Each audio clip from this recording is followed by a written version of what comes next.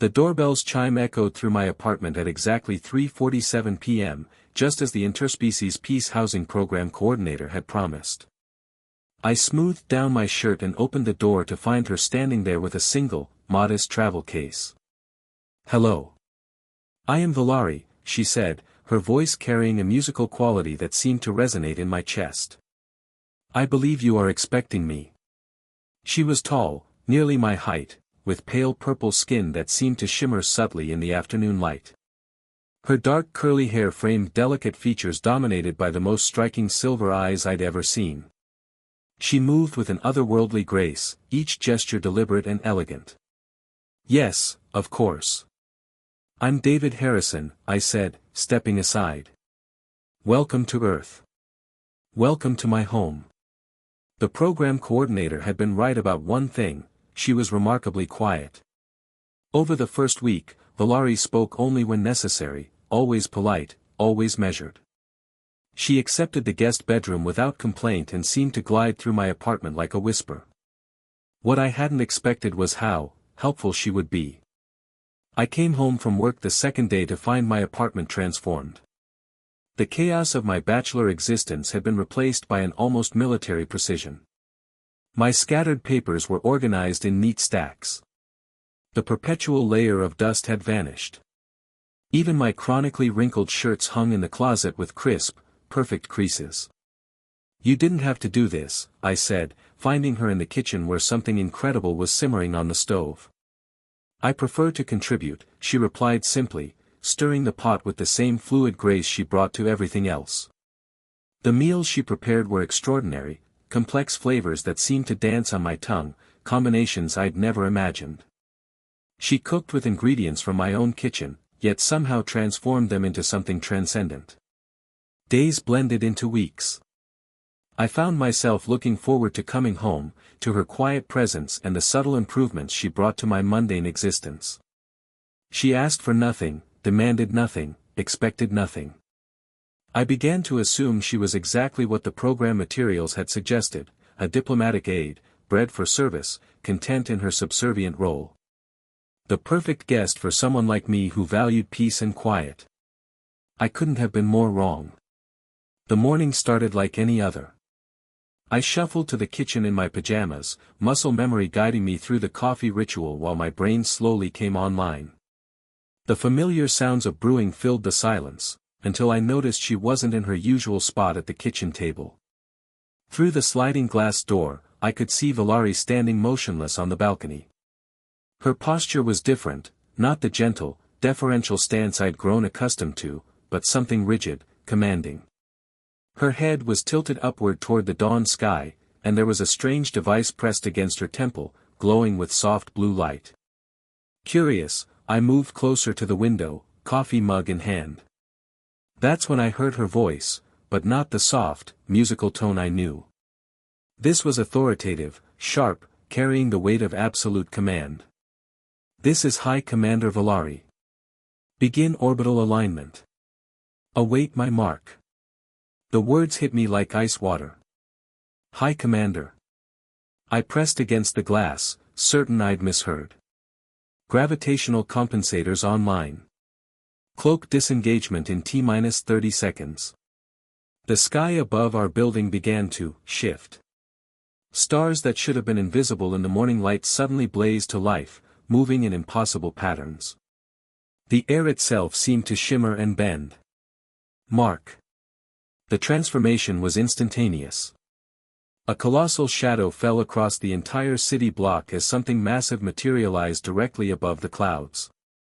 The warship, and there was no other word for it, stretched across the horizon, its dark hull bristling with what could only be weapons arrays. The morning sun caught its metallic surface, casting geometric shadows that redefined the very concept of scale. My coffee mug slipped from nerveless fingers, shattering against the kitchen floor. Valari turned calmly, the device disappearing from her temple as if it had never existed. Her silver eyes met mine through the glass, and for the first time since she'd arrived, I saw something other than gentle compliance in her expression. She slid the door open and stepped inside, her movements carrying that same fluid grace, but now I recognized it for what it truly was.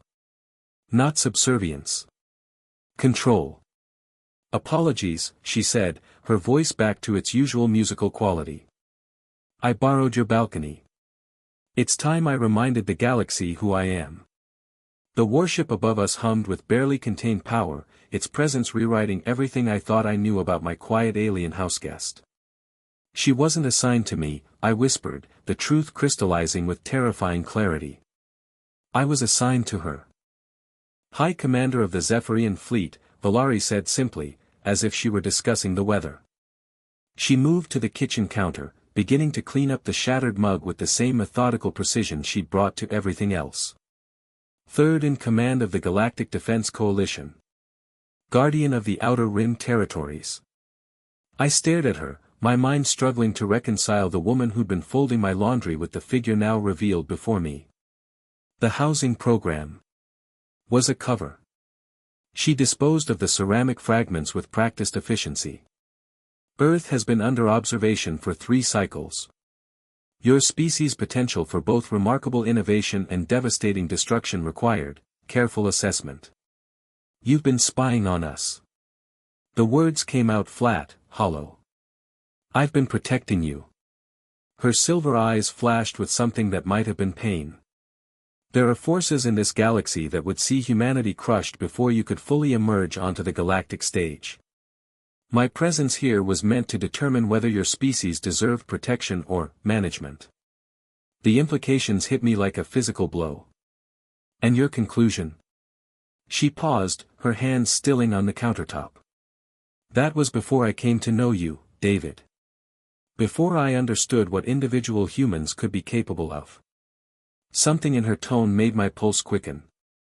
The way she said my name, there was an intimacy there that hadn't existed during our weeks of polite cohabitation. You lied to me, I said, but the anger I expected to feel was tempered by something else. Something that had been building between us in stolen glances and accidental touches. I performed my duty. She stepped closer, and I caught the scent of something exotic and warm. But somewhere in these past weeks, duty became complicated. Complicated how?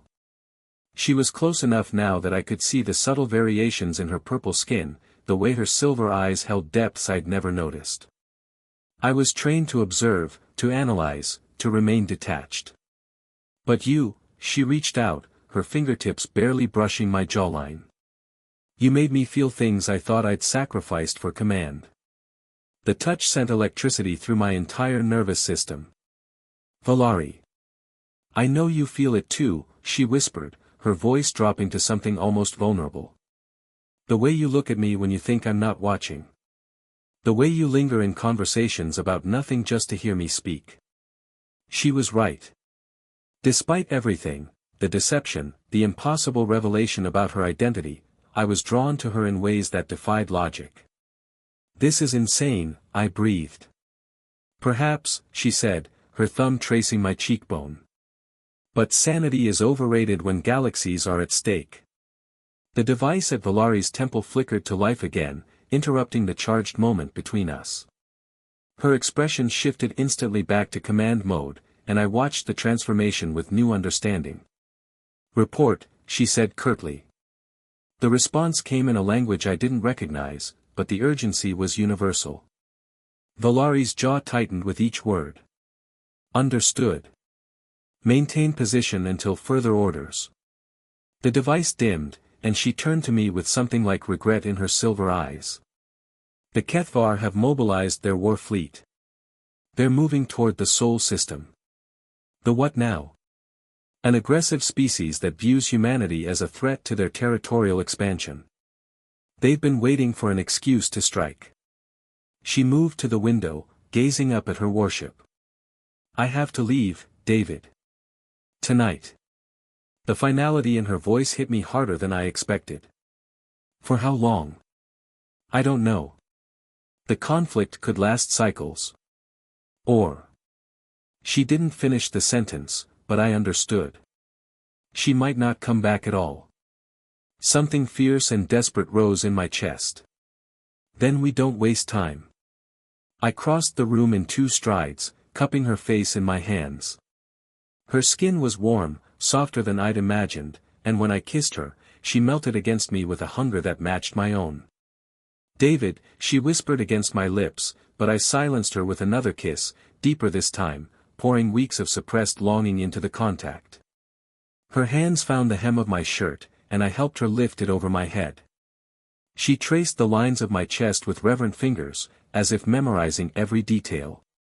"I've wanted this," she confessed, her voice rough with emotion. "Every night, lying in that bed, knowing you were just down the hall. I've commanded fleets across the galaxy, but I've never wanted to abandon duty until now." I backed her toward the couch, our mouths never breaking contact. Her hands were everywhere at once, mapping my body with the same precision she brought to everything else. When she straddled me, her dark curls cascading around our faces, I saw vulnerability in her eyes that I suspected few beings in the galaxy had ever witnessed. "Show me," I said, my hands spanning her waist. "Show me who you really are." What followed was unlike anything I'd ever experienced. She was gentle yet commanding, vulnerable yet powerful, and in the dim light of my apartment, with her warship humming protectively overhead, we found something that transcended species and duty and the vast distances between stars. Later, as we lay tangled together on the couch, her head on my chest, I felt the weight of impending separation. "I could come with you," I said quietly. She lifted her head, surprise flickering across her features. "David, you don't understand what you're suggesting. The void of space, the dangers." "I understand that I'm falling in love with you," I interrupted. "And I understand that you're about to fly into a war zone." The transport beam was unlike anything I'd ever imagined. One moment I was standing in my apartment, the next I was materializing on the bridge of Valari's warship, my human sensibilities struggling to process the scale and sophistication surrounding me. The bridge hummed with activity as beings of various species worked at stations that seemed to respond to thought as much as touch. But all eyes turned to us as we appeared, and I saw something I hadn't expected in their expressions: respect, not just for Valari, but for me as well. "Commander," said a tall, blue-skinned officer, "the Kethvar fleet has reached the outer solar system. They're demanding Earth's surrender." "Absolutely not," Valari said, her voice carrying the authority I'd heard that morning on my balcony. "Signal the defense fleet. We engage on my mark." "Valari," I said quietly, "there's something you should know about humans." She turned to me, eyebrow raised. "We don't surrender. Ever. Especially not when we're protecting something we love." A slow smile spread across her features. "I was hoping you'd say that. Mr. Harrison, would you take the communication station? I believe Earth needs to hear from one of their own." The next few hours were a blur of coordinated military action unlike anything in human history. Working alongside Valari, I helped coordinate Earth's defense forces with the Galactic Coalition fleet. My knowledge of human psychology and our technological capabilities proved invaluable in the strategic planning. When the Kethvar realized they faced not just a coalition fleet but a unified human galactic force, their aggression faltered. The message was clear: Earth was not alone, and humanity had proven itself worthy of its place in the larger galactic community. As the enemy fleet retreated, Valari found me at my station, her hand covering mine. "The coalition has voted," she said, her voice soft but official. "Earth will be offered full membership. And they've requested that you serve as the first human liaison." "And you?" "I've been reassigned to the Sol system. Permanently." Her silver eyes sparkled with something that looked remarkably like joy. "It seems the galaxy has decided that humans and Zephyrians work well together." I pulled her close, not caring who saw us. "I love you, High Commander." "I love you too, Liaison Harrison." Around us, the bridge crew, human and alien alike, continued their work, but there was a new energy in the air. We'd found something that transcended species boundaries, something that made the vast galaxy feel a little smaller and infinitely more full of possibility. As Earth grew larger in the viewscreen, I realized that my quiet life of routine and solitude was over. In its place was something far more extraordinary, a partnership that spanned star systems, a love that had helped forge a new era of galactic cooperation, and a future where humanity would take its place among the stars. And it all started with a woman who cleaned my apartment and changed my world.